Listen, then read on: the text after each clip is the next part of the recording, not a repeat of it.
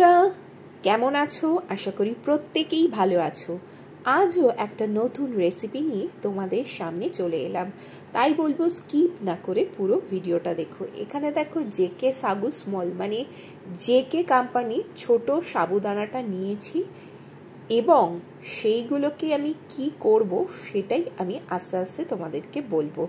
শুকনো সাবুটাকে প্রথমে কড়াতে ভালো করে রোস্ট করে নিতে হবে, পুড়েও যাতে না যায় অথচ সেটা হচ্ছে একটু ক্রাঞ্চি ভাজাও হয়ে যায়, সেই রকমভাবে কিন্তু আমি সাবুদানাকে ভেজে নেব।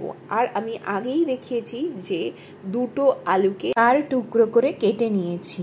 তো দেখো এখানে আমি আস্তে আস্তে মিডিয়াম ফ্লেম করে কিন্তু সাবুটাকে ভাজবো।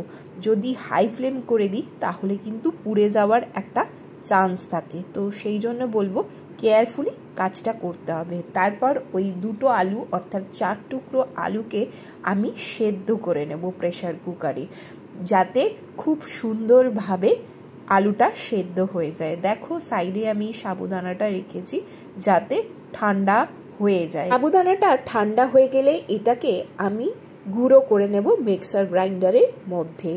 গুঁড়োটা হবে পুরো পাউডারের মতো না হলে কিন্তু আমি যেটা বানাতে চাইবো সেটা কিন্তু হবে না। হ্যাঁ, অনেকেই বুঝতে পেরেছো, আমি বানাতে চলেছি এখন সাবুর লুচি।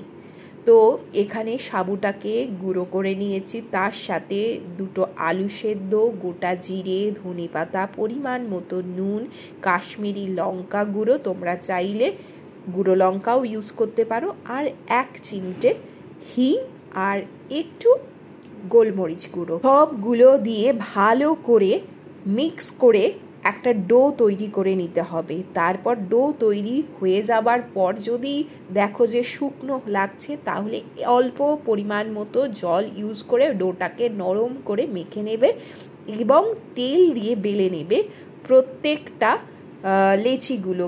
হয়তো সেইগুলো সমানভাবে গোল হবে না, তখন বাটি দিয়ে সেগুলোকে কাটিং করে নিতে হবে, কারণ সাবুর লুচি যখনই বেলবে দেখবে অসমান হয়ে যাচ্ছে, তাই জন্য ওটাকে বলবো বাটি দিয়ে কেটে কেটে গোল করে তারপর যে কোনো সাদা তেলের মধ্যে ভেজে নিতে হবে, তাহলেই তৈরি হয়ে যাবে সাবুর অসাধারণ লুচি। এইগুলো যেরকম নরম হয় সেরকম খেতেও কিন্তু খুব সুন্দর হয়। আমি এখানে টমেটো সসের সাথে ধনেপাতা ইউজ করে এবং ওর উপরে বিট নুন ছড়িয়ে একটা চাটনি বানিয়েছি।